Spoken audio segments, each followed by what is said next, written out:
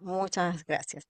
Entonces, como les decía a todos los participantes, sea bienvenidos los que fueron llegando mientras estaba la oración. Y Mónica Frías, nuestra tutora del aula virtual, nos va a contar por qué eligió este canto. Adelante, Bien, Mónica. sí, elegí esta canción para ponernos en sintonía, en contexto con la temática del seminario. Es una paráfrasis, nos rememora al Salmo 125. Está cantado en griego y si bien es una versión moderna, les cuento que los instrumentos de la época helenística eran el laúd, la lira, la flauta. ¿Qué nos dice este himno? Nos dice, así como los montes permanecen firmes, así permanece firme nuestra fe. Y así como los montes de Sión cuidan a la ciudad, así también el amor de Dios nos cuida. En silencio, con fidelidad y sin abandonarnos nunca. Y yo agregaría esto, nos invita a respirar hondo, a soltar lo que nos pesa, a afirmar la esperanza y a no sentirnos solos, a no sentirnos a la deriva, porque hay un Dios que está en la historia, en el universo y que nos acompaña. Amén. Amén, muchas gracias. Muy bien, entonces vamos a darle el pase a la doctora Olga, que va a ser la que nos va a guiar y exponer todo el seminario. Y le pedimos por favor que se presente a los participantes para que la conozcamos un poquito. Empiece su exposición. Adelante, doctora Olga. Gracias. Gracias, Nilka. Bueno, ante todo, gracias por participar, por estar interesados en esta temática. Mi nombre es Olga Giannini, soy doctora en teología por la Universidad Católica Argentina y mi especialidad es Biblia, ¿sí? Son Sagradas Escrituras. Bueno, cuando le propuse este tema a Rubén, me pareció que es un tema realmente importante para tener en cuenta cuando analizamos los textos de la Biblia y que a veces no está muy visto el tema. Bueno, soy mamá de un bebé de 45 años y abuela de dos nietas. Vivo en Argentina, en Buenos Aires. Eh, y bueno, hago investigación en el Centro de Estudios de Historia de Antiguo Oriente de la UCA también, de la Universidad Católica Argentina, y soy investigadora hace muchos años, con lo cual todos mis abordajes son muy en la línea del centro de investigación con perspectiva arqueológica, con perspectiva histórica, más que con perspectiva teológica, o si quieren, una teología fundamentada con fundamento en la ciencia y con fundamento en la historia. Entonces, dicho esto, eh, propongo como modalidad de los encuentros a introducir el tema durante unos 40 minutos, ¿sí? Y de todas formas tengo entendido, Milka, que va a haber un intervalo de unos 5 minutos, así que vos lo manejás, Sí, nos avisás, por favor, cuando llegue, incluso también cuando se cumplan más o menos los 40 minutos. Eh, perfecto. y, y después de eso, de esas presentaciones, a veces va a ser un poco más larga porque el tema es muy extenso, eh, vamos a hacer un momento de intercambio de ideas, ¿sí? Yo estoy abierta a las preguntas que surjan Les pido por favor que las preguntas que surjan las guarden un poquito para el final, así no nos desordenamos con la presentación. Yo percibo que hay un desnivel o no todos tienen la misma formación ni en Biblia y mucho menos en este tema específico. Levante la mano o quién sí lo tiene y quién no lo tiene. A ver, voten quién vio algo de la Septuaginta hasta ahora. Levanten la mano. Bien, Herbert lo veo. ¿Quién más? A ver, vamos a ver acá. Claudia, Gilberto. Bueno, son unos cuantos. Buenísimo, buenísimo. Sandra, buenísimo. Bueno, esto se supone entonces que es un seminario de actualización en este tema, partiendo de la base que, bueno, que algo encienden de la Septuaginta, pero de todas formas vamos a hacer en los dos primeros encuentros un tema de introducción para después entrar un poco más en detalle en lo que es propio de este curso, que es la relación de la Septuaginta con los textos del Nuevo Testamento, ¿sí? Pero para eso necesitamos primero hablar un poco más profundamente de la Septuaginta y por qué es necesario el estudio de la Septuaginta. Bueno, si les parece, empezamos con el tema. Voy a compartir pantalla, espérenme. A ver acá.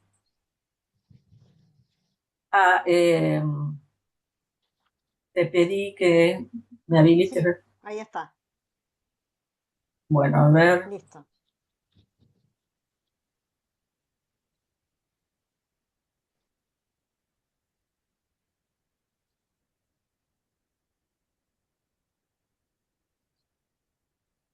En ¿Se ve la... bien? sí, sí, no, todavía no se ve. Se está compartiendo Todavía recién está la en pantalla. proceso. ¿Todo el mundo ve Todavía no está bien? habilitado en el curso, ¿verdad? Y ahora sí ya se vio. Ahora sí. Bueno, muy bien. Bueno, entonces vamos a empezar un poco con este tema de introducción eh, y a este tema de la Septuaginta. Vamos a ver un poco los orígenes de la Septuaginta. Todo el mundo sabe que Septuaginta y la 70 es la misma terminología, Biblia griega es más o menos lo mismo. Por el momento vamos a utilizar esa terminología para hablar equivalente de la Septuaginta de la Biblia griega, ¿sí? Bueno, ¿cómo surge este escrito que llamamos la Septuaginta y por qué? Vamos a ubicarnos un poco en cómo surge la necesidad de hacer una traducción al griego del Antiguo Testamento. La Septuaginta, hasta hace muy poco, se creía que era o pretendía ser, una traducción literal del Antiguo Testamento en hebreo al griego. Hoy sabemos que si bien la Septuaginta guarda fidelidad al texto hebreo en la mayoría de los pasajes, no podríamos definirla específicamente como una traducción y mucho menos literal. Por eso la terminología que se utiliza es versión. Vamos a ver por qué. Es decir, no pretendamos que el texto griego ni refleje fielmente el texto hebreo, ni lo traduzca fielmente, y de hecho va a haber omisiones, adiciones, cambios que vamos a tratar de explicar por qué aparecen. Bueno, hay un mito sobre los orígenes de la Septuaginta que está guardado en un documento que se conoce como la Carta de Aristeas. hoy hay un consenso muy grande en que ese texto que refleja la carta de Aristeas en realidad es más un mito de origen, pretende ser un mito de origen, que una explicación histórica de cómo surge la Septuaginta. Resumo muy fácil que contiene la carta de Aristeas. Dice más o menos que los judíos habían dejado de entender el hebreo y que por lo tanto había necesidad de traducir al griego, que era el idioma corriente en la época griega, para el resto de los judíos, y por lo tanto se le pidió a un grupo de sabios traducir los textos hebreos al griego, y para eso fueron convocados 70 sabios. Fueron convocados 70 sabios, se los encerró en una isla, se los aisló entre ellos y se les obligó a hacer, o se les pidió hacer una traducción del texto hebreo, y milagro total, la traducción que surgió, las 70 traducciones todas fueran coincidentes, y por eso el texto que se conoce como la Septuaginta tiene ese nombre, 70 en honor a los 70 sabios de la carta de Aristeas. Bueno, como vemos, más allá de lo risueño del relato, es un relato muy poco confiable, ¿sí? Pero lo que sí podemos vislumbrar es que en la época griega, tanto para los judíos de Palestina como para lo que normalmente se conoce como la diáspora, esto es otro problema, es decir, por el momento vamos a hablar no de judaísmo, les propongo hablar de yavismo por el momento. Después, si quieren, lo aclaramos. Para la época griega hay un montón de comunidades distintas que creen en un solo Dios llamado Yahvé, una de las cuales es el judaísmo. Pero el judaísmo de ninguna forma ni es la principal, ni es el monopolio de la religión, ni es la que tiene más adeptos.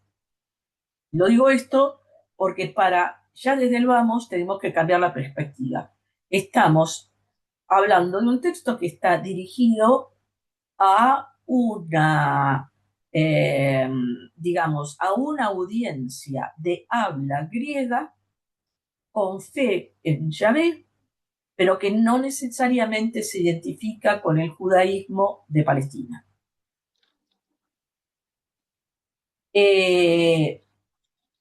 ¿Por qué esto? Porque para el periodo griego, lo que normalmente se conoce como la diáspora refleja la existencia de diversas comunidades desparramadas por todo el mundo conocido de la época, donde había un texto común, que es el Pentateuco.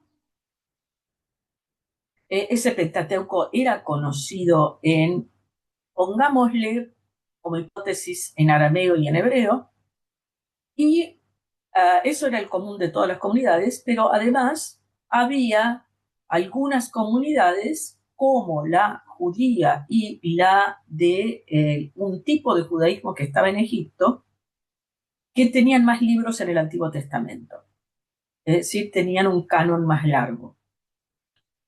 Entonces, la pretensión de traducción del Antiguo Testamento pretende en un principio traducir lo que se conoce como la Torá, el Pentateuco, que es la centralidad del pensamiento yadista, pero después paulatinamente va a incluir el resto del cuerpo del Antiguo Testamento, que según el canon hebreo está dividido en profetas y escritos, además de la Torá, la famosa Tanaj. Bueno, entonces, tenemos un texto que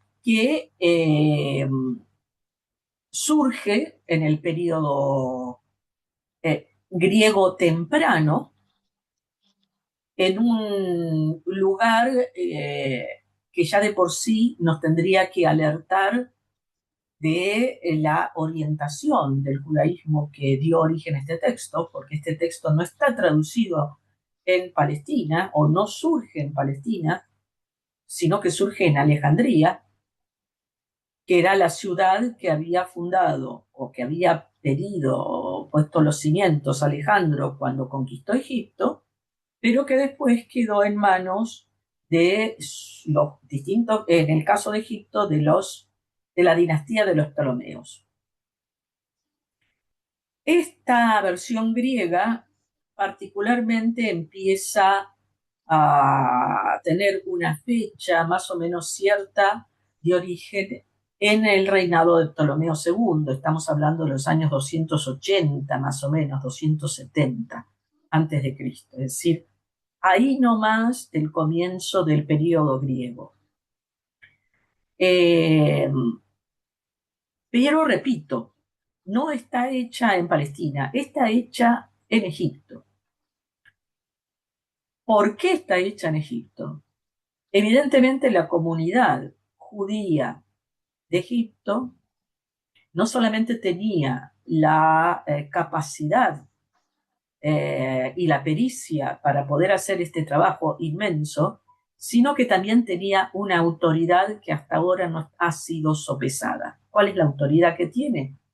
Que tuvo la autoridad de cambiar los textos, incluir textos nuevos, suprimir textos que no consideraba o pasajes que no los consideraba, e interpretar en las traducciones, según sus propias tradiciones, los textos. Como ven, no es una comunidad de judíos cualquiera. Era una comunidad muchísimo más fuerte, muchísimo más numerosa y muchísimo más importante desde el punto de vista geopolítico y religioso que cualquier comunidad de Palestina, incluida la de Jerusalén. En el próximo encuentro vamos a hablar un poco más de ese judaísmo, pero por lo menos ahora lo tenemos lo pongo para que como introducción corran un poco la perspectiva. No estamos hablando de lo que nosotros concebimos como un judaísmo monolítico, solamente centrado en el Templo de Jerusalén, con autoridades indiscutibles en el Templo de Jerusalén. No, señores, estamos hablando de otra comunidad mucho más importante que esa en el momento que surge esta traducción y que además, con una autoridad, repito, no solamente legitimada por la dinastía de los Ptolomeos, sino que fue legitimada por la aceptación que ese texto tuvo después. Sigamos un poco.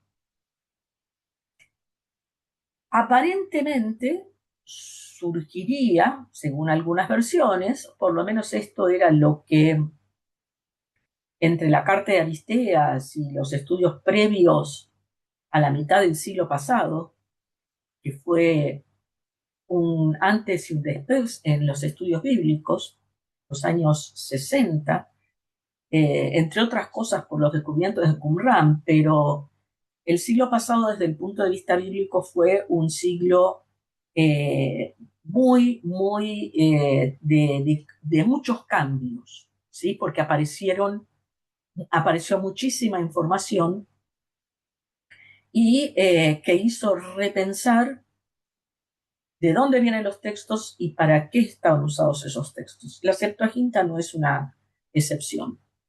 Antes se pensaba que era solamente para una comunidad judía que no podía hablar griego, suponiendo que esa comunidad era la de Jerusalén o por lo menos la de Palestina.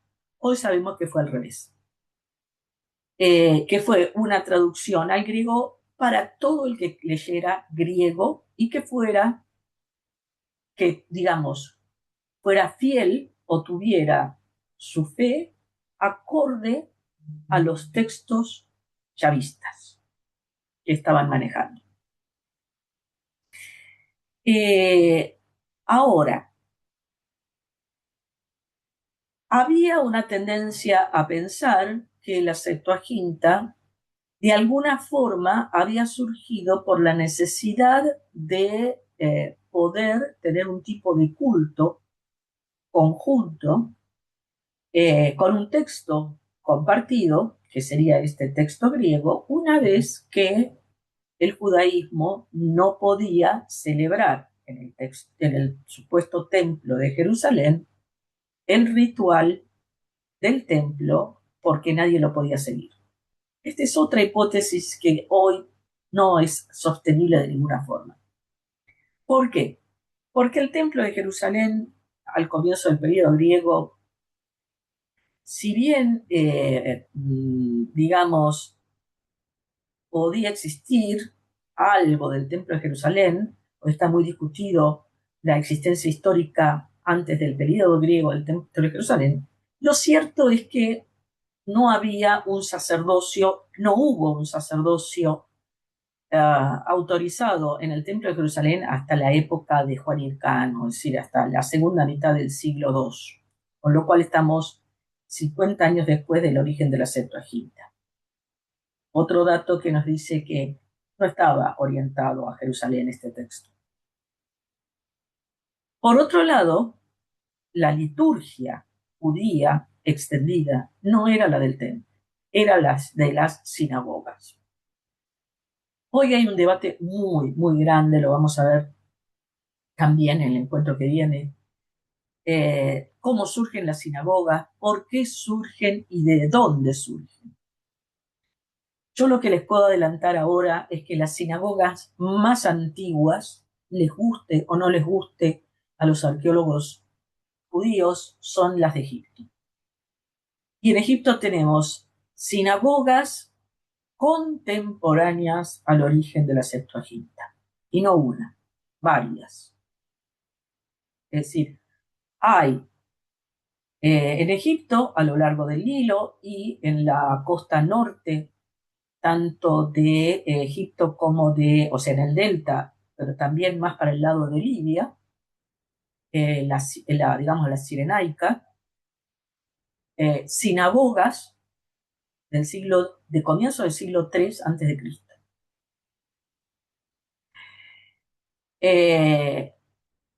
Con lo cual empezamos a entender la necesidad que tenía el yavismo de Egipto de tener un texto del Antiguo Testamento en griego. ¿Por qué en griego? No solamente porque el griego era la lengua franca de todo, digamos, de todo el imperio griego en ese periodo, sino porque debido a la importancia, repito, geopolítica del judaísmo de Egipto, ese judaísmo de Egipto fue el que más tempranamente aceptó el griego como idioma comercial e incluso litúrgico. Por lo tanto, tenemos un texto que surge en Egipto, en el norte de Egipto, en una comunidad judía muy arraigada. De ninguna forma esa comunidad, como dice la Carta de Alesteas, vino importada de Palestina, sino que era una comunidad ya arraigada en Egipto. Hay testimonios del judaísmo en Egipto desde el siglo V a.C., desde la época persa, varias comunidades a lo largo del Nilo, con lo cual no es ninguna novedad que aparezca una comunidad tan importante de judíos en Alejandría. Esta comunidad, repito, de judíos de Alejandría era muy numerosa. Hoy se sabe que era en número casi 10 veces más que toda la de Palestina y mucho más rica. Lo sabemos por los impuestos que pagaban. Bueno, pero sigamos. Esto nos cambia la perspectiva de qué texto vamos a empezar a analizar. ¿Sí?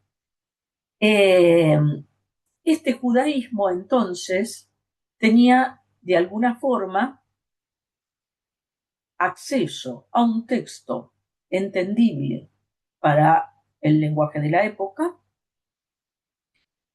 que pretendía ser bastante fiel al texto hebreo que se manejaba en Jerusalén, pero también bastante fiel y mucho más fiel al texto arameo de los que se manejaba al norte de Jerusalén, los samaritanos. El Pentateuco samaritano es mucho más cercano al texto de la Septuaginta de lo que es el texto del Pentateuco que hoy se conoce como masorético. Esto para que empiecen a ver que los yavismos de la época necesitaban este texto y lo aceptaron. Hoy la hipótesis más aceptada del origen de la Septuaginta, sin embargo, es que esto fue un proyecto de la corte ptolemaica. ¿Por qué fue un proyecto? ¿Y para qué fue un proyecto? Fue un proyecto para la Biblioteca de Alejandría y todo el complejo, hoy podríamos llamarlo universitario, que implicaba el museo, el museum, más la biblioteca de Alejandría. ¿Por qué los ptolomeos estarían interesados en un texto que, si bien era útil para los judíos, convengamos que los ptolomeos no lo podían anexar como un texto más a la biblioteca? Y hasta ahí no hubiera tenido el eco que tuvo. ¿Por qué los ptolomeos estaban más que interesados en este texto? Porque este texto era el texto invocado por las comunidades judías, no solamente de Egipto, sino en cualquier lugar del mundo, para reclamar que ellos estaban sometidos a esa ley, entendían o pretendían imponer que su propia ley, sus tradiciones jurídicas, estaban resumidas en el Pentateuco. Y por lo tanto, se lo hicieron saber a los ptolomeos. Los ptolomeos entonces no solamente aceptan la propuesta del judaísmo de Alejandría de tener un texto griego de la ley de los judíos, sino que lo incorporan y además lo promocionan. ¿Qué quiere decir esto? Los ptolomeos, la corte, no solamente lo aceptó el texto, sino que lo patrocinó. Sin la ayuda de la corte ptolemaica, tanto en pericia de los traductores como en el dinero necesario para hacer esta empresa, provino no de las comunidades judías de Alejandría, provino de la corte de los ptolomeos, porque necesitaban incorporar jurisprudencia, completar la jurisprudencia egipcia que la necesitaban y que siempre la tuvieron muy actualizada. Entonces, entra este proyecto como parte del proyecto de la corte de los Ptolomeos, patrocinado por la corte, como una traducción al griego de la ley judía, un resumen de la ley judía para alimentar la jurisprudencia de los tribunales egipcios. Este trabajo, como les dije, probablemente empezó en el año 2000, entre el 280 y el 270 a.C., es decir, estamos hablando de escasos 50 años después de que, menos, 320 más o menos es cuando llega Alejandro a Egipto, así que son 40 años, 40, 50 años desde la llegada de Alejandro a Egipto. eh, y, y el comienzo de la dinastía ptolemaica, ¿sí? Ahora, de ninguna forma se tradujo todo en este momento. Sí se empezó con la más importante, repito, que es el Pentateuco. Y es lógico entonces entender por qué, por lo menos para la comunidad judía de Egipto y para las comunidades judías o yavistas que estaban extendidas a lo largo de todo el Mediterráneo, este texto fuera tan importante y necesario. ¿Por qué?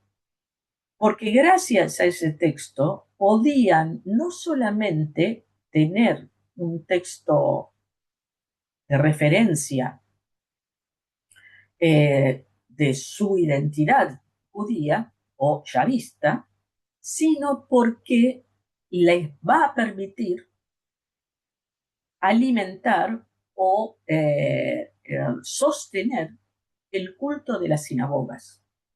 Este es otro tema que hay que tener muy en cuenta. Este judeocentrismo que nos quieren hacer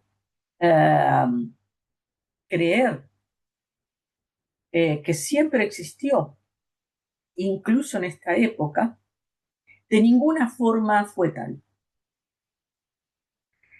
Eh, la,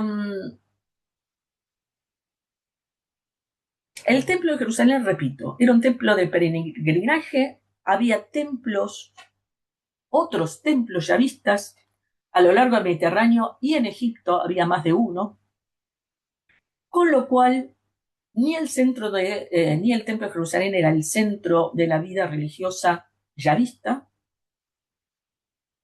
pero sí las sinagogas empezaron a extenderse. Y este es otro tema que está empezando a surgir, que si bien está insinuado en la carta de Aristeas, que sostiene que esto fue para el culto, no deja claro que fue para el culto sinagogal, no para el culto del templo. ¿Entienden la diferencia? Este texto recibió tanta acogida, tuvo tanto eco, porque es el texto que va a permitir expandir al judaísmo en toda la zona conocida del Imperio griego, permitiéndole fundar sinagogas con un oficio en griego, no en hebreo. Esta es otra de las hipótesis que no se puede sostener hasta la altura del partido. Si bien había comunidades que hablaban arameo en Palestina, cuando uno compara la cantidad, la densidad y la importancia del judaísmo global en el periodo griego frente al judaísmo de Palestina, es mínimo el judaísmo de Palestina. Y el arameo era solamente conservado por algunas élites muy reducidas en torno a Jerusalén. Esta fue una herencia de del periodo de Juan Hircano, ¿sí? de lo que vendría a ser la herencia de los macabeos. Grupos muy radicales, centrados en el judaísmo y en el templo, muy asociados al sacerdocio del templo o a un pretendido sacerdocio del templo, y que por lo tanto habían tomado al hebreo y al arameo como, digamos, el lenguaje de referencia o de identidad de su judaísmo. En el resto del mundo conocido, el arameo había dejado de hablarse, no se había conservado frente a la presencia del griego, ¿sí? Entonces, hay muy poco, se habla muy poco de este tema, porque ¿qué es lo que pasa? El judaísmo, los judíos que hacen arqueología se niegan a reconocer que las sinagogas de Egipto sean sinagogas, los llaman casas de oración, pero no son sinagogas, ¿sí? Tienen la misma estructura de sinagoga, ¿sí? Fueron patrocinados por, tenemos las digamos, las losas con inscripciones que dice casa de oración, donde los judíos le agradecen a los ptolomeos que se la construyeron, pero obviamente el judaísmo de Palestina, el actual judaísmo, se resiste a aceptar que esos son sinagogas. Son casas de oración, no son sinagogas. Y entonces las sinagogas que quedan son, según ellos, las de Palestina, que empiezan un poco antes de la época de Jesús. Fíjense el criterio para entender el culto, ¿sí? Es parte de ciertas hipótesis de trabajo de entender el judaísmo de la época que hay que revisar. Desde mi perspectiva, la historia fue al revés. Gracias a la Septuaginta se fundaron las sinagogas y el judaísmo se pudo extender en el periodo griego. Fue así. El yavismo, pero particularmente las comunidades que se identifican a sí mismas como judías, incluso fuera de Palestina, como era el caso de Egipto y como lo va a ser en Asia Menor y en toda la franja del Mediterráneo, van a empezar a aparecer un montón de sinagogas, incluso samaritanas, ¿sí? Antes que en Palestina, gracias a la Septuaginta. ¿Entienden que el movimiento fue al revés? Bien, para este judaísmo entonces tan griego, que para el judaísmo de Palestina es casi un judaísmo de segunda, lo consideraban casi como con desprecio, incluso hoy, cuando se habla de judaísmo helénico, el judaísmo más ortodoxo tiene casi como un rictus de asco, de asquito, ¿sí? Eso no es un judaísmo, ¿sí? Es otra cosa, ¿sí? Los judíos son los de Palestina y nada más, ¿sí? Yo tengo una anécdota, siempre la cuento porque ilustra mucho digamos, incluso para los que estamos acostumbrados al diálogo interreligioso acá en Argentina, que es muy amplio y que muy tolerante y que nos permite entender mucho más en diálogo al judaísmo, seguimos aceptando hipótesis pretendidamente judías sin revisarlas, pero que incluye justamente ciertos sesgos interpretativos que hay que revisar. La anécdota es esta. Un día me lo encuentro a Escorca, un rabino que era muy querido por el Papa Francisco y que era argentino. Me lo encuentro en el subte y le comento que yo estaba estudiando la Septuaginta y que estaba leyendo a Filón. Me miró y me dijo sin ningún parpadeo que eso no era judaísmo, que Filón no era judío, por ejemplo, ¿sí? Filón es de la época, de la misma, digamos, tradición y de Alejandría. Entonces, tenemos que rever un poco qué pensamos del judaísmo, cómo interpretar este judaísmo que hace surgir la Septuaginta y así, desde esa perspectiva, entender no solamente los textos, sino el proceso por el cual se fue generando. Como digo, es un proceso muy lento. Empezó con la traducción del Pentateuco y luego fue incorporando más urgentemente lo necesario para el culto sinagogal. ¿Y cuál era lo más necesario? Dentro de los profetas, los más importantes, ¿sí? O por lo menos pasajes de los profetas más importantes, entre ellos Isaías, el libro de Proverbios y los Salmos. Estas fueron las partes, digamos, más antiguas que se empiezan a traducir. Y el libro de Job. Y el libro de Job, que fue muy querido también por el judaísmo. Veamos. Doctora, sí, llevamos ya los 40 minutos que usted solicitó. Bueno, ¿cuánto falta para digamos, el break? ¿Lo hacen Por ahora? eso, claro, si usted decide, o terminamos la idea y o hacemos ahora la pausa hidráulica, como le mencionamos acá.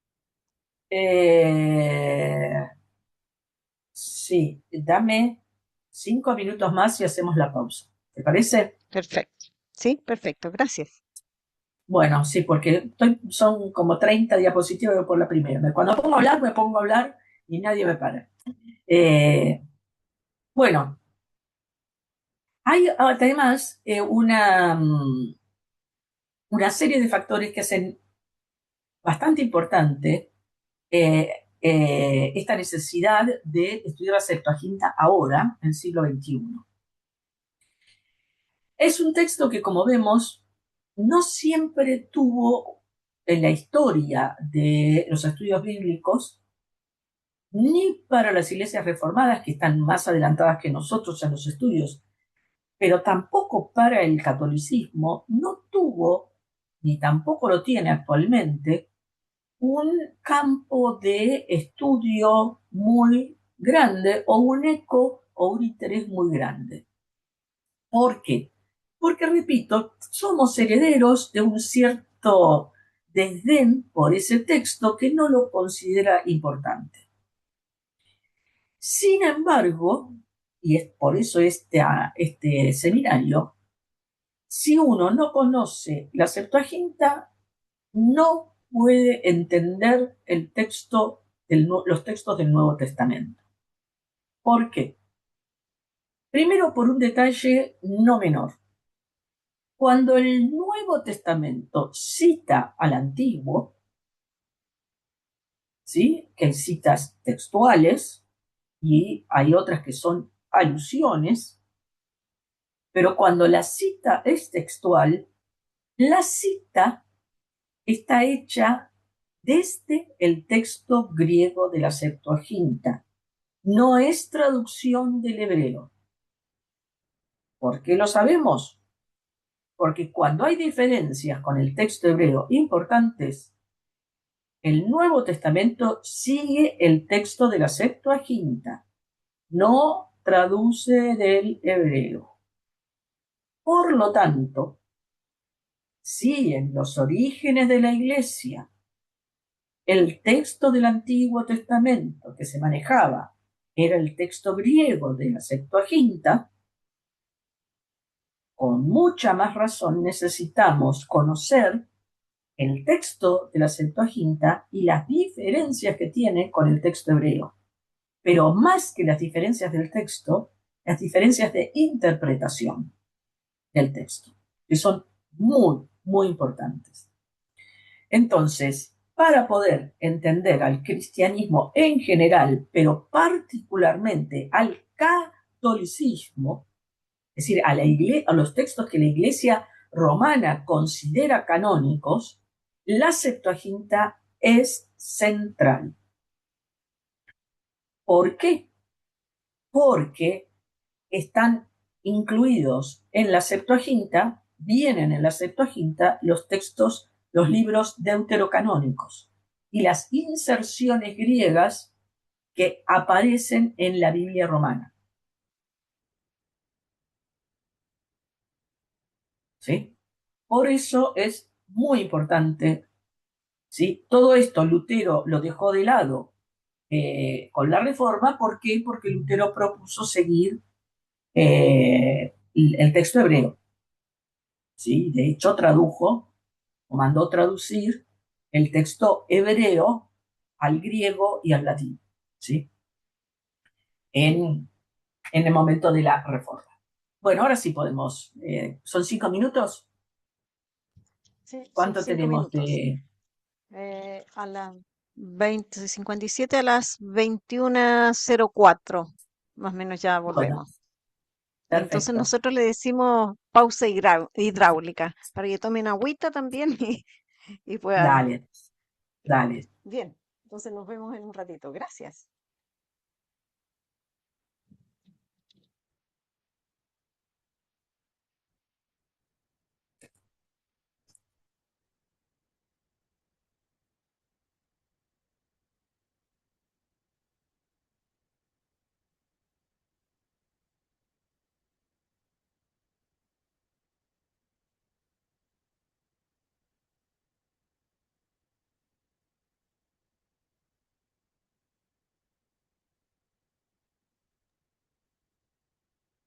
Si bien estamos en la pausa aquí,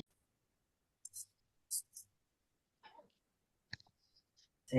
Muy bien, entonces Entonces, continuamos con la doctora Olga su exposición. Ya hemos vuelto de la pausa. bueno, yo, repito, voy a dar si me permiten, unos 15 minutos más de exposición y después abro para las preguntas el compartir opiniones. ¿Les parece? Muy bien, Bueno, muchas gracias, doctora. vamos Así un que poco atentos a a ver anotar sus preguntas en los apuntes cómo. que están tomando. Que estén No te escucho, atentos Mica. que estén atentos en sus apuntes para que anoten las preguntas que van surgiendo a medida que usted va exponiendo. Y las vemos Sí, después al sí, final, como dice. sí, sí, sí, sí. Espera que volvemos a las diapositivas desde el actual. Ahí estamos. Bueno. eh, entonces, acá tenemos muy sucintamente esto que es ahí,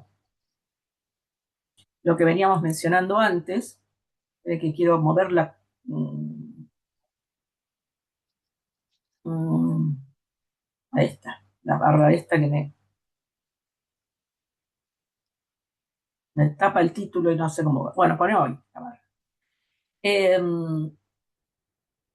¿Cuáles son las consecuencias entonces de que aparezca este texto que llamamos Septuaginta, que entre otras cosas genera un canon propio?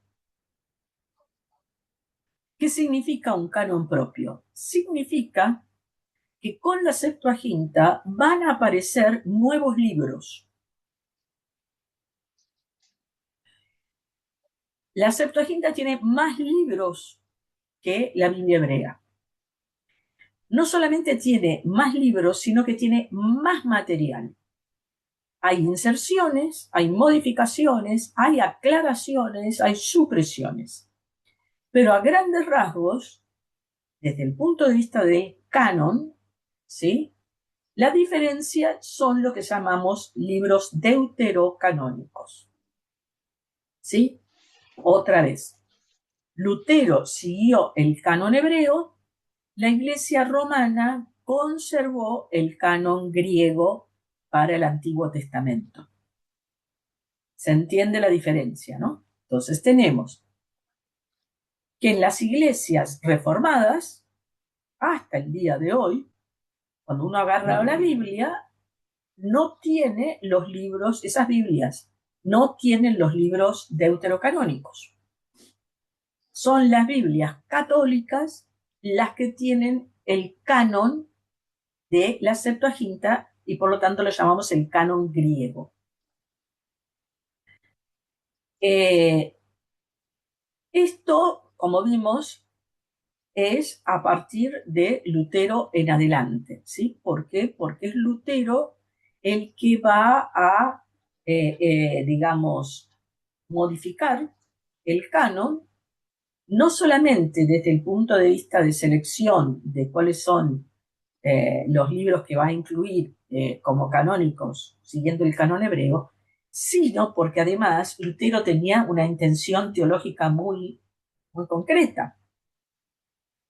En su forma de entender el Antiguo Testamento, y esto hay que tenerlo muy en claro, es la forma que tenía Lutero de entender el Antiguo Testamento, pero también la Iglesia Católica, o digamos la Iglesia en general, la Iglesia Romana, La lectura de los textos del Antiguo Testamento, primero, el pueblo no tenía ningún acceso.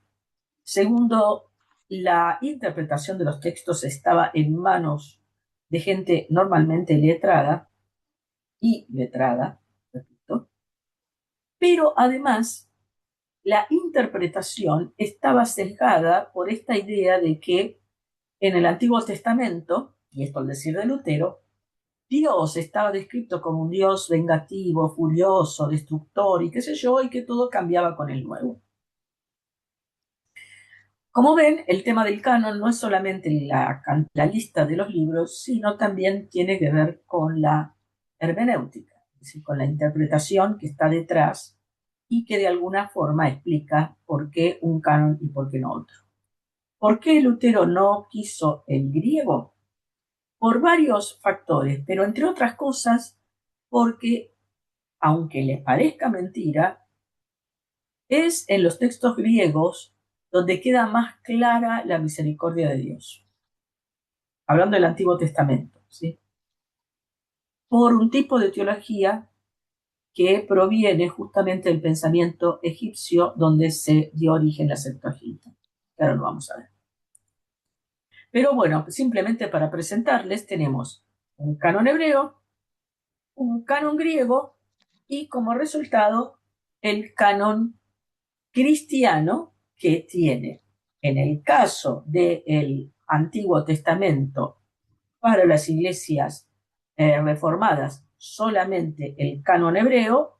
Para la Iglesia Católica, a partir de Trento, se confirma el canon griego que existía ya desde antes y que estaba reflejado en la versión latina que circulaba en ese momento.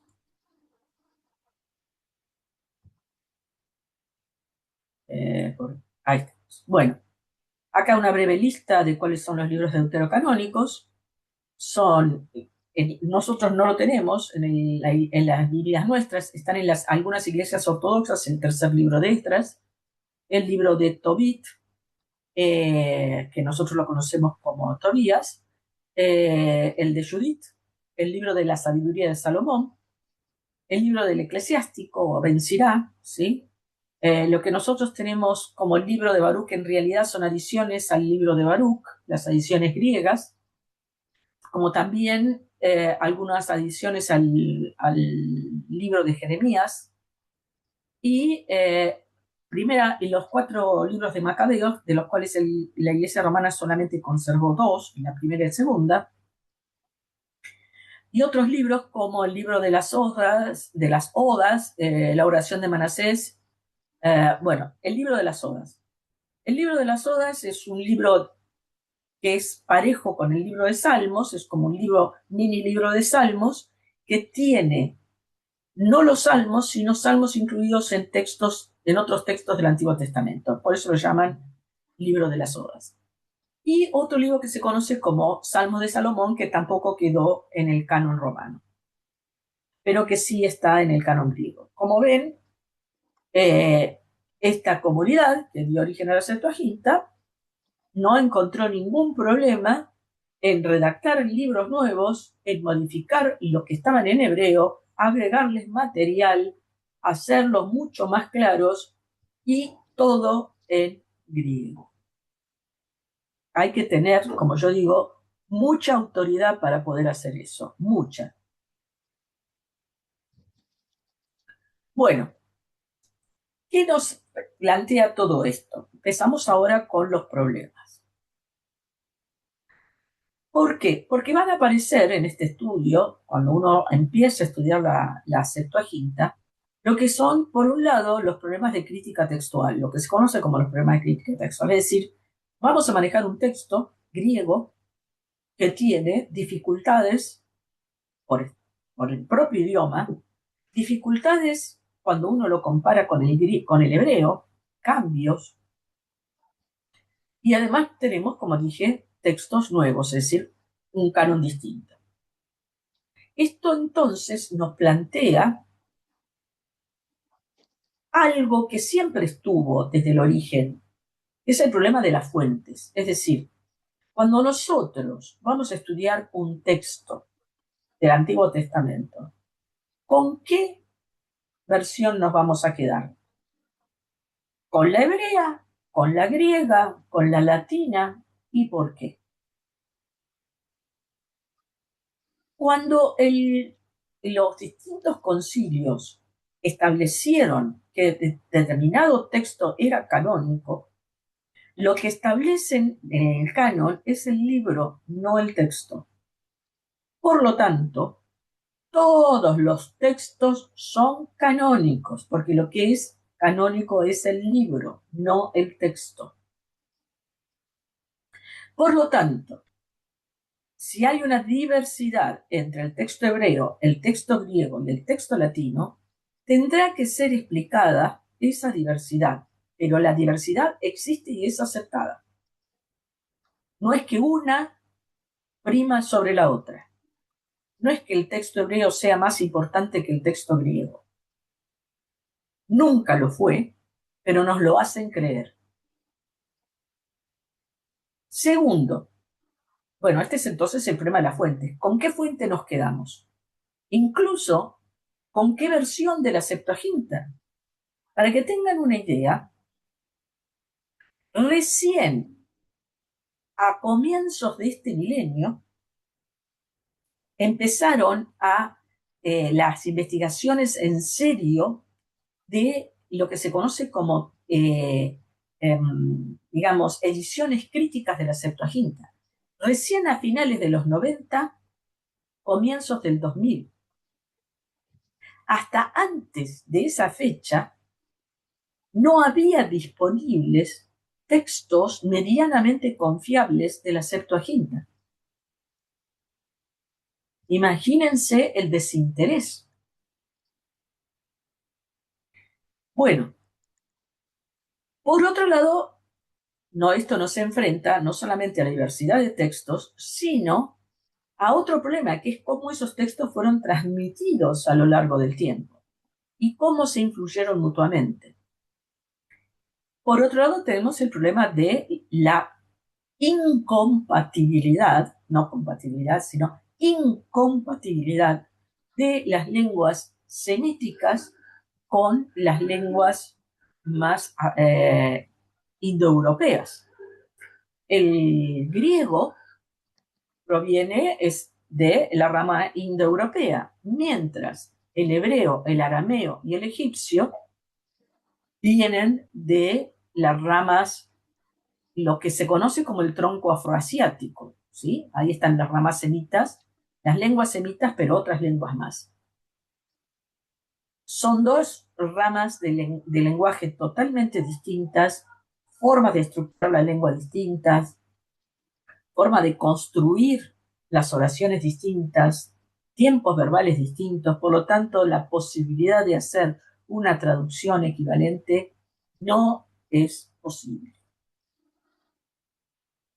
Eso nos enfrenta, por un lado, con el problema de las traducciones, y otro, no menor, es que normalmente las traducciones están muy influenciadas por la teología del traductor.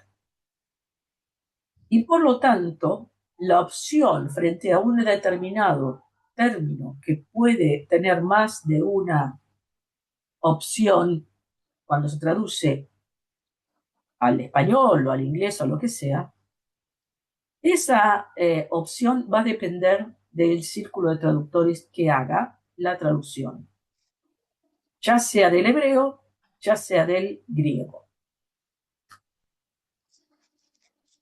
Hoy en día tenemos ese problema y no es menor, créanme que no es menor. La teología influye muchísimo en la traducción.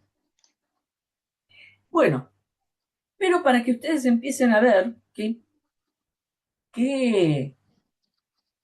antiguo que es este problema, el texto más antiguo que poseemos actualmente, del texto hebreo, el texto más antiguo del texto hebreo del Antiguo Testamento, es lo que se conoce como el Códice Alepo, que es del siglo X de la Era Común.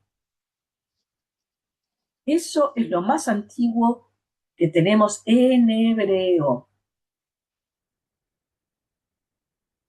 Mientras que en griego tenemos los códices, entre otros el sinaítico, el vaticano, el alejandrino, que están datados a partir del siglo IV de la era común. Es decir, tenemos testimonios materiales muchísimo más antiguos de la Biblia griega que lo que los judíos tienen de la Biblia hebrea.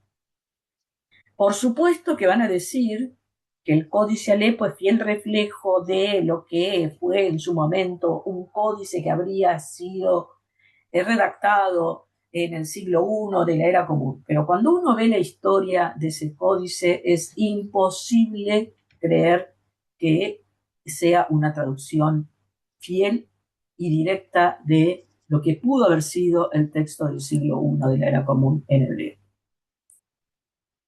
Y no hay que olvidar el Pentateuco samaritano. ¿Por qué no hay que olvidarlo?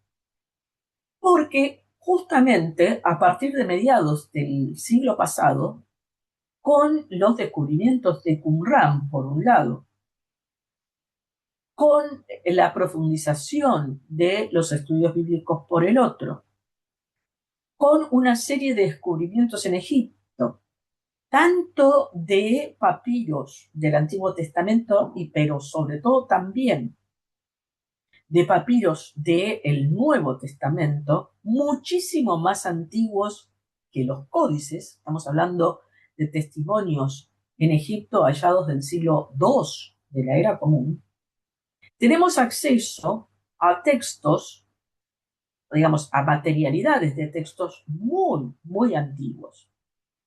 En este contexto, digamos, de hallazgos arqueológicos, lo que se sabe es que el Pentateuco samaritano refleja mucho mejor que el Pentateuco hebreo un texto más antiguo, más reconocido, con más autoridad que el texto hebreo. Léase así. La fuente que está detrás del Pentateuco samaritano es prácticamente la misma fuente que está detrás del texto griego. Y es distinta de la fuente que está detrás del Pentateuco hebreo, que fue modificado y hasta como mínimo el siglo I después de Cristo. Es decir, después de finales del siglo I como mínimo. Entonces, hoy, cuando uno quiere entender sobre todo el Pentateuco, que es como el núcleo teológico más importante, repito, de esto que vamos a llamar yavismo, pero que es mucho más inclusivo que lo que hoy el judaísmo pretende ser, hay que tener muy, muy en cuenta que el texto de la Septuaginta, lejos de ser un texto, digamos, de segunda, ¿sí?, pasó a ser un texto de primera. Sí, veo una mano levantada ahí, soy Caín. Sí, soy yo. Sí, Rubén. Eh, Estoy muy interesado y creo que estamos. Me gustaría, si te parece, Olga, no sé tu criterio, escuchar a los participantes, alumnos, quienes están, Dale. primeras reacciones que tienen frente a este tema para ver de entendernos un lenguaje común que tengamos para no avanzar más sin tener una percepción del problema, si te parece a vos. Ningún Estoy. problema. Y no sé, Mirka, puedes conducir una apertura para que las personas puedan expresar sus primeras reacciones ante esto que hemos escuchado de la doctora Olga. Sí, por supuesto. Entonces, vamos a ir viendo si hay alguna manito levantada o desactivan el micrófono para poder hablar, por favor. los invito a que aprovechen esta instancia y todo lo que nos está instruyendo la doctora Te Olga. escuchan muy bajo, Milka. Sí, sí, los invito, le digo, a que puedan hacer sus consultas. Herbert Álvarez está Soy, desmuteado. sí, Herbert de Adelante. Guatemala. Eh, Más que consulta para mí es la perspectiva Herbert, yo de también te los... escucho muy bajo. ¿Hay alguna posibilidad que pongas un poco más alto el micrófono? No, no se puede, no sé por Ahí, qué. ahí, ahí te escucho mejor. Ahí. Acércate un poco más. Muy bien, muy bien. No, más que pregunta es la panorámica que se abre con todos los datos que estás expresando en el contexto de la Septuaginta. Y esa panorámica abre la perspectiva de cómo acercarse entonces a nuestros textos actuales. Los datos, como por ejemplo la influencia y el desarrollo de la comunidad judía en Egipto en esos tiempos, mucho mayor en cantidad y seguramente creación literaria que en el mismo Israel.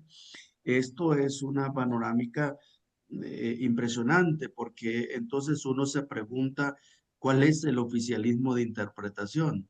Y bueno, va uno concluyendo, no lo había. Y bien dijiste, fue importante esa idea de la validez de, de las de las ediciones que tenemos, o mejor dicho, de las creaciones literarias que tenemos en torno al mensaje que estamos estudiando, ¿no? Desde la Septuaginta o desde los textos hebreos.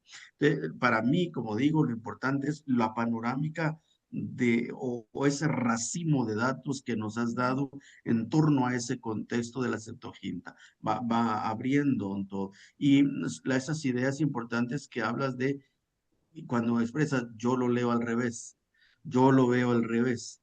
Eh, Primero nos haces una panorámica de lo que uno lee comúnmente en la mayor parte bueno, de escritores que al menos yo he leído y nos trae esa colación ahora que es al revés el fenómeno, explicando el contexto socioliterario del momento. Más que pregunta es agradecer que me está abriendo esta más perspectivas en torno a cómo abordar hoy nuestro texto bíblico, ¿no? Bueno, me alegro mucho, Herbert. Digas, esto recién empieza, porque una de las cosas más importantes que aportó la Septuaginta no es tanto el texto, sino la interpretación, las tradiciones interpretativas, que lo vamos a ver más adelante. Van a ver que es fundamental conocer esas interpretaciones. Bueno, ¿algún otro Mónica, comentario? estás desmuteada, Mónica Frías. Bueno, no, estoy bastante maravillada y sorprendida por el poder que tiene, digamos, el lenguaje en sí, em, que expresa y que puede ser interpretado en muchos sentidos, ¿no? Y como que ese sentido ya en cualquier, o sea, en un poema, por ejemplo, de Walt Whitman, según cómo es traducido, como decía usted, cambia el sentido porque le pone mucho el traductor de subjetividad. Entonces, bueno, me maravillaba porque como, digamos, si bien nosotros decimos el texto divino es dinámico, damos un paso más hoy y decimos el texto humano también es dinámico, de acuerdo a esta mirada. Y mucho más rico y como que está inacabado, digamos, el sentido final de cada texto. Bueno, eso me impacta mucho, ¿no? De que, como digamos, podemos, como recién acaba de decir usted, nos falta mucho todavía al conocer las interpretaciones en el futuro, las diversas interpretaciones que hay, nos vamos a todavía como a maravillar y asombrar más. Bueno, ese es como mi primer impacto, digamos, de todo lo que he escuchado. Bueno, me alegro Bien, mucho. gracias, Dustin, Mónica. Dustin, Hola, ¿cómo están? Aquí sin luz, estamos sin luz aquí ahorita. bueno, Bueno, interesantísimo lo que está planteando sobre la Septuaginta. No sé si se escucha bien. ¿Se escucha sí, bien? sí, Sí. Ah, ok, sí, bien. sí. Mi pregunta es, yo a veces siempre tengo esa duda de que cuando uno habla de la Septuaginta, actualmente podemos hablar de un canon, pero en el tiempo que fue redactada o fue traducida la Septuaginta, se podría hablar de traducción más no de canon, porque obviamente no había ni siquiera el canon judío, ni siquiera estaba establecido. Entonces mi duda es, ¿se puede hablar más de traducción que de canon en esa época? Y otra pregunta que también me llamó la atención, que creo que usted explicó, pero se me cortó bastante el audio, porque venía de la calle, sobre el canon de los samaritanos. Creo que fue que habían hablado, ¿sí? Eh, el que se asemeja mucho al canon de la Septuaginta, pero tengo entendido que la Biblia samaritana era solamente la Torá. Ellos no tenían los Totalmente. libros de los reyes, no tenían ninguno de eso. No sé si usted me puede ampliar eso un Solamente el poquito porque se Pentateuco. me cortó precisamente. Solamente el Pentateuco. Bien, solamente el Ujú. Pentateuco. Que estamos hablando del Pentateuco. Lo que pasa es que el Pentateuco no es menor hablar del Pentateuco, porque ahí está el núcleo de toda la fe yavista. Hoy prácticamente a nivel académico está aceptado que para poder hablar de esta pluralidad de comunidades y de perspectivas en torno a estos textos, es mejor hablar de yavismo que de un judaísmo que no podemos definir y que estaría orientado con ciertas premisas solamente a Palestina. Por lo tanto, y el texto común a todo este yavismo es justamente la Torá. Por eso es tan importante hablar de la Torá. Pero por otro lado, este tema del canon que vos estableces, es cierto que el canon, por lo menos el canon hebreo, se establece tardíamente en el siglo I. Ahora, ¿qué es lo que pasa? Uno puede especular, y ahí todavía no hay, yo te diría, datos muy certeros, porque no, prácticamente no tenemos copias de la Septuaginta previas al siglo I antes de Cristo. Tenemos fragmentos, por lo tanto, el texto que conocemos hoy de la Septuaginta es una reconstrucción. Y es una reconstrucción hecha gracias a la Exaplá de Orígenes, que es del siglo III. Pero esto en cuanto al texto. Cuanto al canon, uno puede presuponer que para comienzos del cristianismo, o si querés, para comienzos del siglo II antes de Cristo, había mínimamente una aceptación de ciertos libros, incluso en el judaísmo de Palestina, es decir, en el yavismo de Palestina. ¿Y cuáles eran estos libros? Era, obviamente, el Pentateuco, probablemente, obviamente, Salmos también, y repito, Job, profetas. ¿Y por qué? Y los profetas mayores y los profetas menores. Porque tenemos, por ejemplo, el libro de Ben Sirá, que nos dice que ya existía en el siglo II antes Ujú. de Cristo, digamos, aceptado el rollo de los 12 con los distintos textos proféticos. Por lo tanto, uno puede extrapolar de los datos propios de los libros un cierto canon establecido, parecido al canon hebreo actual. ¿Qué es el canon? ¿Qué es lo que agrega la Septuaginta? Es que más allá de que ese canon haya sido aceptado y circulara en el siglo III antes de Cristo, cuando empieza la Septuaginta, es que la Septuaginta agrega libros, agrega material, modifica textos. Por lo tanto, el canon que impone la Septuaginta lo impone por propia iniciativa y probablemente muy temprano. Por lo que sabemos hasta ahora, la tendencia cada vez está más fundamentada en que el canon griego fue previo al canon hebreo.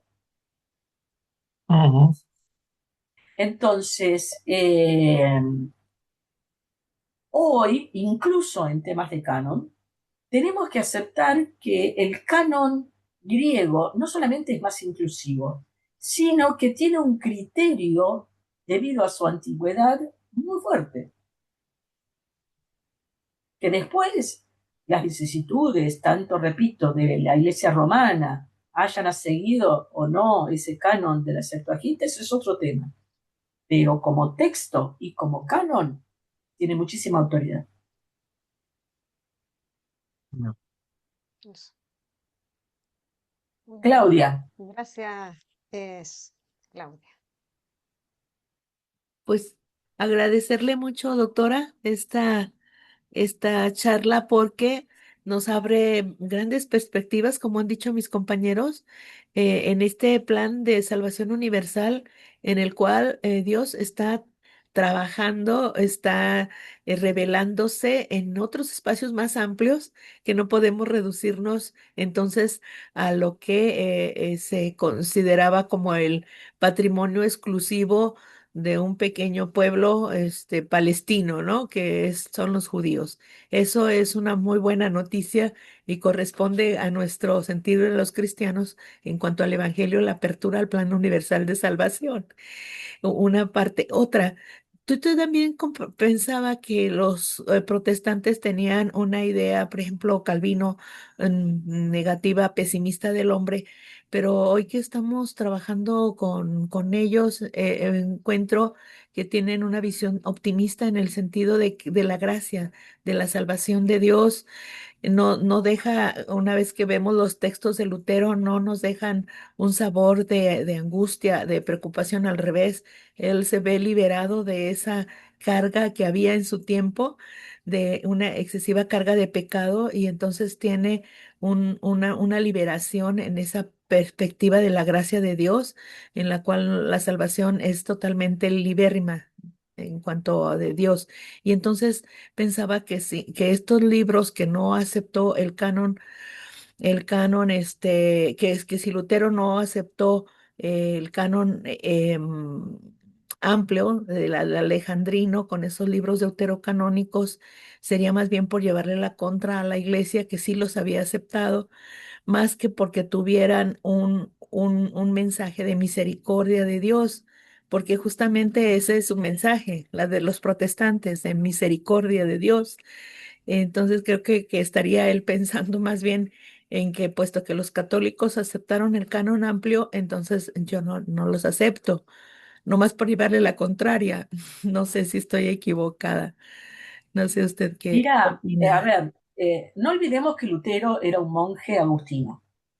Ajá. Por lo tanto, él fue formado con el canon romano, ¿sí? Entonces, cualquier, digamos, problema que tuviera con el canon romano ya venía de antes de la Reforma, digamos, antes de la postura de Lutero.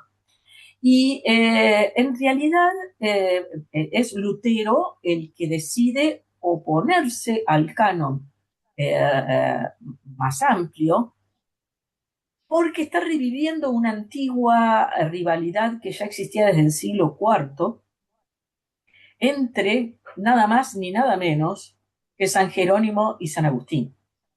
Ah, Esa rivalidad, ¿sí? Que fue, cuando uno lee los detalles de esa rivalidad, son muy sorprendentes porque San Jerónimo era una autoridad en Biblia, en los textos, y Agustín no tenía la menor idea, ¿sí? Y manejaba un texto en latín de la Biblia, y sin embargo lo enfrentó a Jerónimo, justamente porque Jerónimo quería traducir del hebreo. Y Agustín le decía que no, que para qué se iba a meter en ese problema, que además se lo había pedido el Papa. la traducción, ¿sí? Al latín. Y se mete ahí Agustín a decir que para qué va a traducir de el hebreo si ya está la Septuaginta, que tiene que andarme complicándose la vida y que además, si hace una traducción distinta, va a generar un escándalo en la iglesia. Es típica postura de Agustín, ¿sí?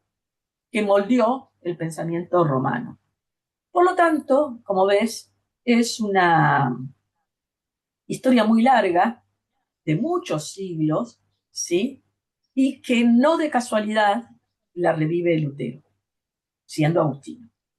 Ya. Porque la perspectiva y la interpretación que incluso Lutero va a tener de los textos del Antiguo Testamento, ahora hablando de interpretación, no solamente de canon, de interpretación, es la interpretación que tuvo Agustín. El tema del pecado y la gracia como antítesis. Eso es Agustino. En los orígenes de la iglesia no era tan así. No era tan así. Por eso repito, la mirada que tiene Lutero de la gracia es como la antítesis del pecado. Y la verdad que la gracia es mucho más que eso. ¿Sí? Y el problema que tenemos, todo el cristianismo, es que no hemos hecho una teología de la gracia, hemos hecho una teología del pecado. Lo hemos reducido. Sí, doctora, muchas gracias. De nada. Gracias. Muy bien. ¿Alguna otra pregunta? ¿Comentarios? Hay muchos que no han participado. No, hay algunos que ya se han retirado, inclusive. Bueno, ok. Rubén, ¿alguna otra pregunta? No, me parece correcto. ¿Se escucha, no? Ahí Sí, sí. volvió Gilberto, estoy bien. Gilberto. Estamos Haber en hecho, en la etapa de las preguntas. bien. Si Gilberto quiere decir algo, correcto. No, quería decir, hicimos este corte un poco para ver las reacciones, Olga, y escuchar las distintas perspectivas que vamos teniendo ante esta, como dijo Herbert, este racimo de ideas, conceptos, todo esto que... Y bueno, y cómo estamos asimilando, porque somos un equipo nuevo, si bien hay personas que estamos hace un tiempito juntos, pero estamos recibiendo una información diversa quizá de lo que hemos seguido hasta ahora. Y estas primeras reacciones son muy buenas, escucharlas, tenerlas, y te vas haciendo un concepto vos, Olga, de cómo estamos recibiendo nosotros esta información. A vos te pregunto, ¿cómo te está pareciendo este grupo? ¿Qué impresión tenés? ¿Cuáles son los puntos a tomar? ¿Cómo estás sintiéndote en esta clase? A mí me gusta que se entusiasmen. O sea, para uno como docente tener una audiencia entusiasmada es muy valioso, ¿sí? Después, cada uno tendrá su propia opinión, sus propias limitaciones, sus propias ideas. Eso es parte de la libertad con la cual nos manejamos, ¿sí? Pero yo valoro muchísimo la participación, muchísimo la valoro. Por lo tanto, este feedback para mí es muy rico porque también me hace repensar a mí muchas cosas, ¿no? Es decir, es en el diálogo donde uno también se cuestiona a uno mismo. Así que gracias por la oportunidad. Personalmente me gustó mucho, Herbert, tu reacción. No te conozco, no nos conocemos, pero he sentido, además, la sinceridad con que te expresaste lo que le sucede a mucha gente con estos conocimientos. O sea, hemos tenido un conocimiento, una creencia en una línea y ahora estamos viendo en otra línea, pero es muy sano y muy rico pensar las cosas desde otro ángulo, ¿no, Herbert? Claro, claro, claro. Y es que, como decía la profesora Olga, y sabemos todos los compañeros y compañeras también, ahora tenemos tanta información, tantos especialistas, que uno necesita reciclarse, reactualizarse yo de lo que ha dicho la profesora Olga, yo he escuchado informaciones que ya sabía, pero otro montón que no. pero pasa el tiempo también y uno olvida, y entonces reciclar todo esto es muy lindo porque nos sigue creando la expectativa de cómo usar todo esto para nuestras pastorales, los que trabajamos en eso, Perfecto. y hacer nuestra lectura con la gente en clave del reino, como decía Claudia por allí. Muchas gracias. Y a mí, la otra reacción que me gustó mucho, la de Mónica Frías, muy linda reacción la tuya también, una reacción muy basada también en el presente, en el lenguaje, en los nuevos sentidos, y eso, Mónica, dispara muchos universos, ¿no? Así que uno, la mente, el corazón vayan por otro lado. Me gustó lo que dijiste y me gustaría que lo repitas o lo expreses de vuelta en función de estas nuevas reacciones que tenemos. Bueno, yo soy una gran, Olga, doctora, yo soy una gran enamorada del ser humano, ¿no? De sus posibilidades, su riqueza, de las culturas, de los lenguajes. Entonces, me maravilla esto de que usted ha señalado hoy y de que hemos descubierto que más allá de que como cristianos decimos la palabra de Dios es viva, sacando un poco de esa teología, digamos, como hecho humano, nomás, es una palabra viva. Eso es lo que he sentido y me he maravillado, ¿no? Cuando habla usted de la subjetividad que puede poner la cultura, el escritor, el traductor, ¿no? Y cómo todavía, como nos decía recién, y se van a asombrar todavía más, ¿no? Eso me ha encantado. Esto recién empieza, dijo. Esto recién empieza. Sí, con respecto a Bueno, esto, quería decir, no me quiero incursionar, estamos en 1 hora 45 minutos de que empezamos y podemos seguir, no hay problema, con que todos estemos de acuerdo y si no, también Olga, cómo seguimos el próximo paso, cómo te parece a vos y cómo les parece también a todos. ¿Quieren seguir? ¿Quieren que cortemos? Creo que Gilberto estaba Ah, quería Sí, Gilberto comenzar. pedía la palabra, perfecto, El Gilberto. profesor Gilberto. Adelante, profesor Gilberto. No pedí la palabra, pero qué bueno que me la dan. Nada más quería comentar algo, muy breve.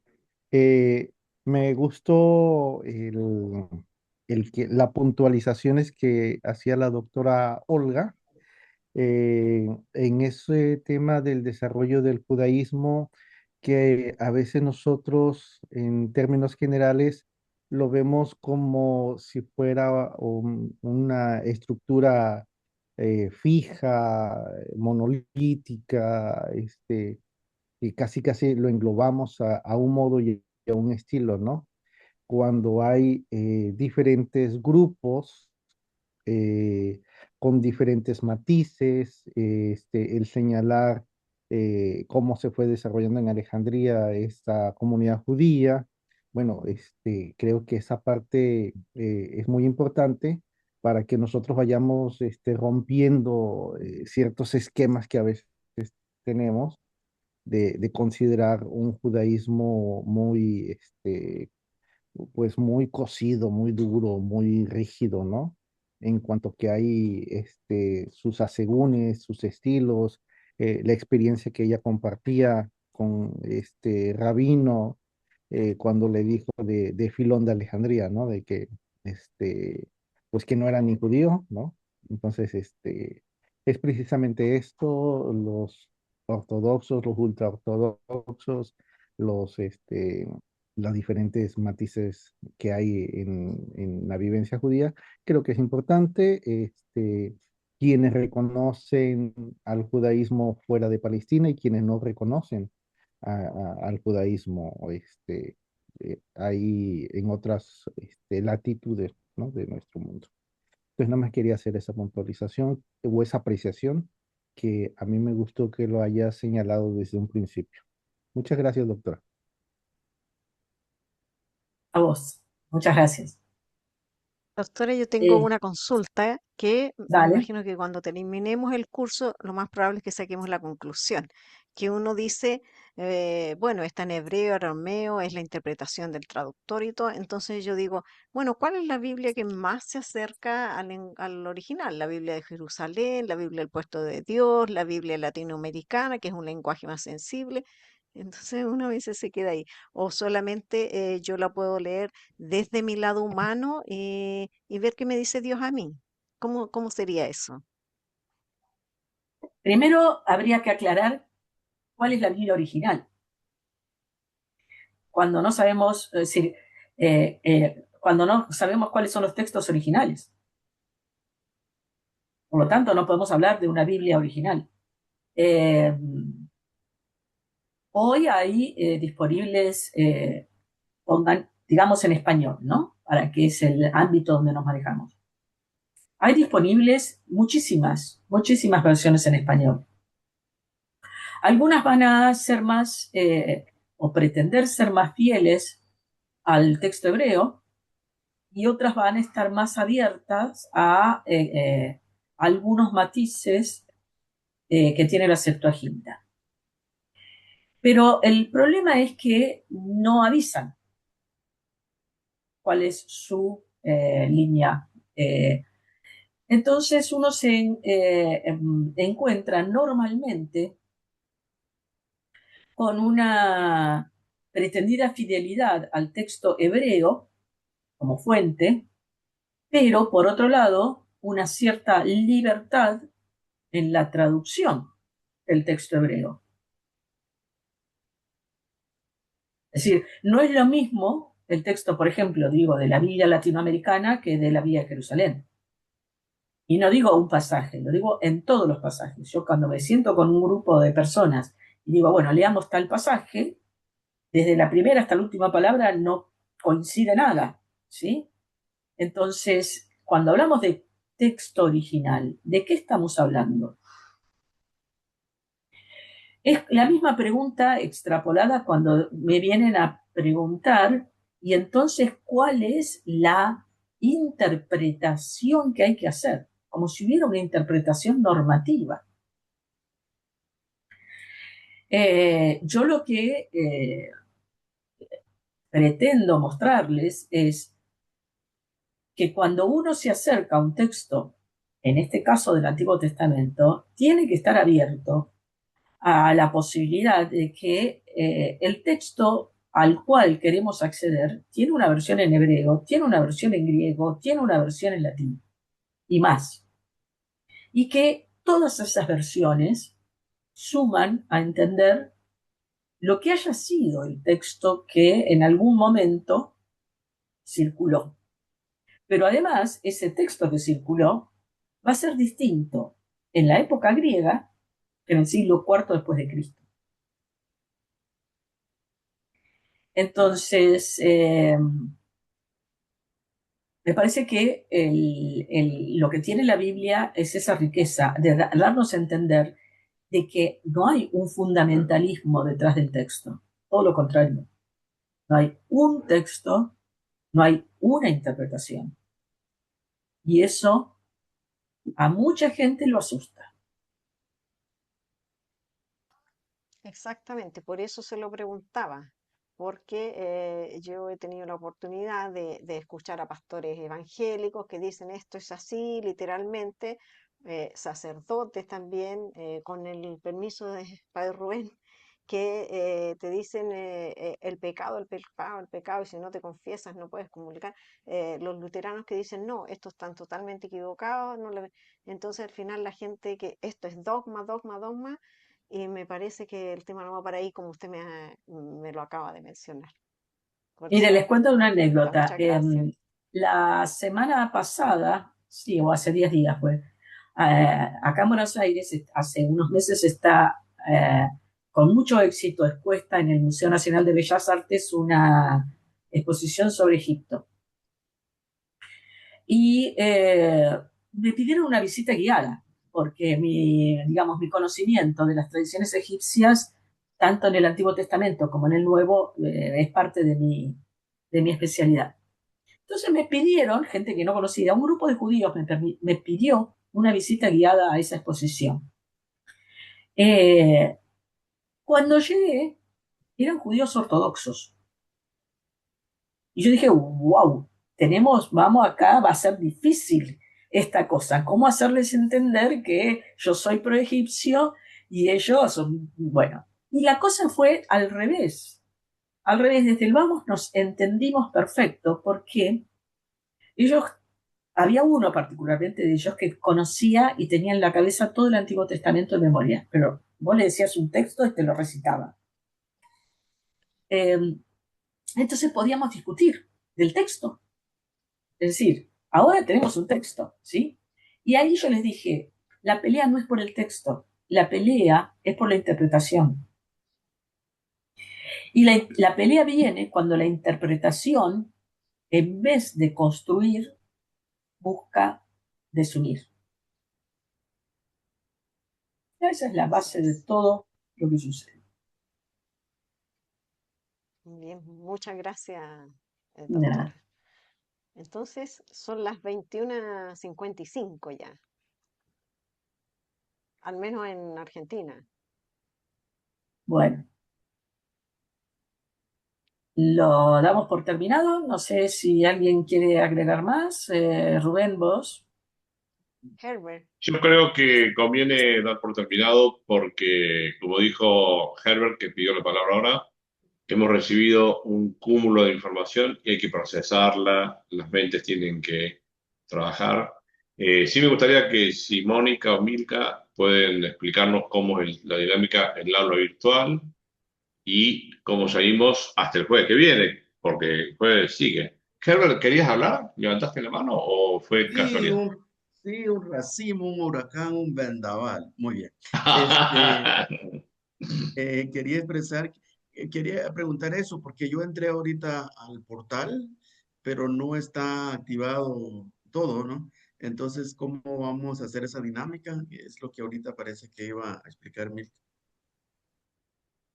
sí, exactamente. Como es la primera clase, vamos a ir explicando que el video este va a quedar grabado, el Zoom, que usted lo va a poder volver a ver las veces que necesite en el aula virtual. El aula virtual es 24/7, es decir, usted puede ingresar en el momento que estime conveniente. Y por otra parte, yo dejé en el chat del Zoom el correo electrónico, el teléfono de contacto para Argentina, también el link de Mercado Pago, porque recordarle que este seminario tiene un costo. Las personas, y queremos que todos participen. Las personas que realmente no puedan cancelar por distintos motivos, nos escriben, nos llenan la ficha de inscripción. Ahí hay un apartado que dice solicito beca o nos escriben directamente al correo y el equipo evaluará para poder ofrecerle la beca, porque nuestro interés también es que todos aprendamos. Y eso sería en cuanto a una información administrativa. Nuestra tutora del aula es la señorita Mónica Frías y le doy el pase para que pueda explicar lo del foro o algo más. He agregado dos cosas. La primera, Sí, les sí, pido te pedí que armaran un grupo de WhatsApp. eso está listo. Pido que armen un grupo de WhatsApp. Porque para mí es más fácil compartir opiniones o comentarios o incluso subir material a través de WhatsApp. Así que, por favor, colaboren en la construcción de un grupo de WhatsApp. Eso por un lado. Y por otro lado, no creo que haya problema si hay gente que a esta altura del partido todavía no conoce este seminario, pero quiere incorporarse la semana que viene, que sepan que pueden hacerlo porque justamente la grabación está. Entonces, inviten gente, ayuden a que se conozca, ¿sí?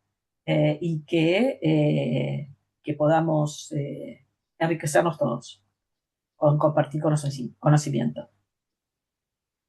Muchas gracias, doctora Olga. Mónica Frías, Sí, por bueno, favor. decirles que el aula virtual es una herramienta complementaria del aprendizaje, que allí van a encontrar, como recién decía Milka, esta clase grabada Van a encontrar bibliografía, material que, bueno, que seguramente la doctora nos va a brindar.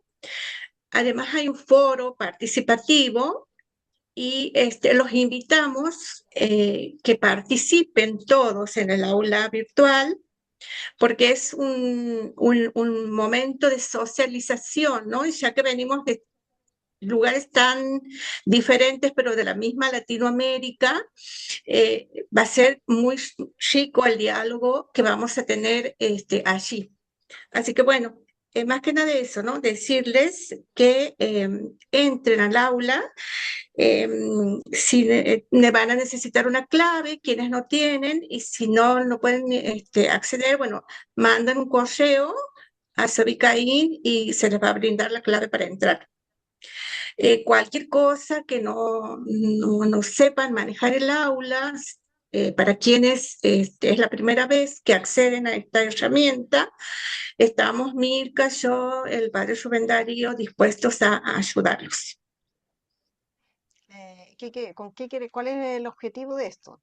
Que no se pierdan nada, porque a veces en los grupos de WhatsApp te van a enviar la información y a veces van preguntando por qué no, bueno, se me perdió no sé, el PPT de la semana anterior, entonces también lo podemos redirigir. La idea es que esté la información en todas partes para que pueda acceder la persona de este seminario.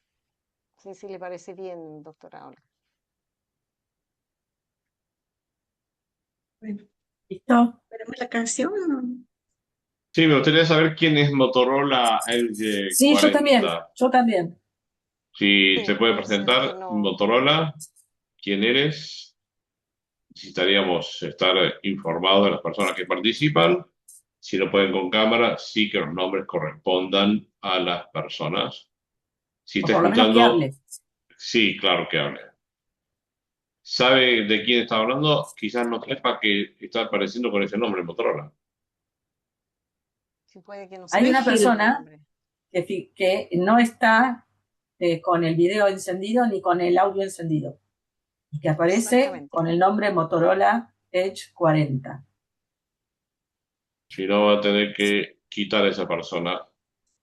Sí, sepa eso, que la participación es activa, ¿sí? No Tal cual. aceptamos, yo particularmente no acepto gente que no muestre la cara, Perfecto. ¿sí? Muy bien, vamos al canto final para el próximo encuentro. Sabemos que, por favor, identifiquen sus participaciones con nombre y apellido y con rostros. Milka, vamos con el tema musical de vuelta y con el cierre de hoy. Gracias, Olga. Sí. Gracias a todos los que participaron. Como dijo la señora Olga, recién empieza. Chau, chau. Muchas gracias a todos. Que Gracias. tengan un muy buen fin de semana. Cuídense mucho y con mucho cariño estamos haciendo esto para ustedes. Gracias especialmente también a la doctora. Entonces, es un tema que nos une mucho. Gracias. Gracias a ustedes. Hablando de eso, Gracias. como si se- Gracias.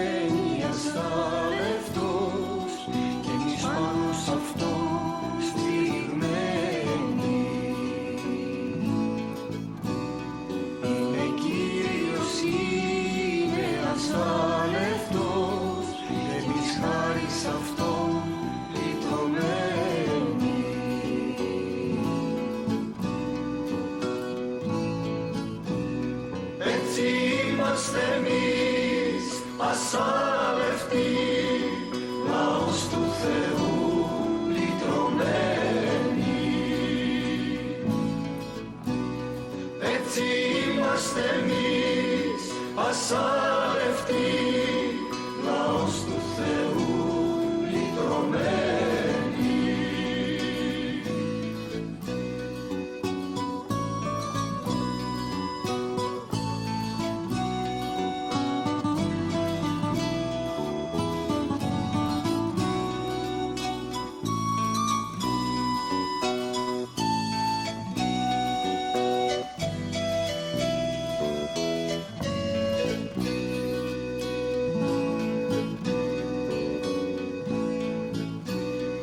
Υποσχέσεις του μένουν ασάλευτες, οι αλήθειες τους ζουν στη ψυχή μας. Είναι Κύριος βράχος ασάλευτος, μας γεμίζει με φως στη ζωή μας.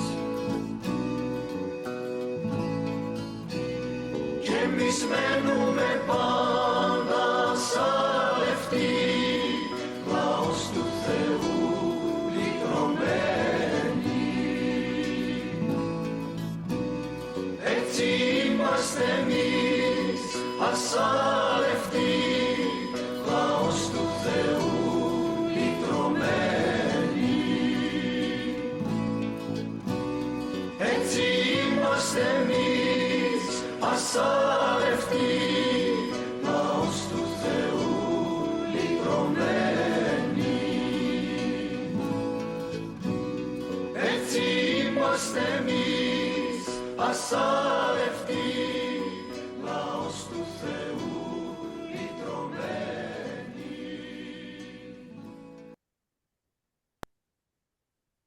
Muchas gracias. Chau, chau, chau. Nos vemos Gracias, la próxima semana. gracias. Gracias, chao. Chao.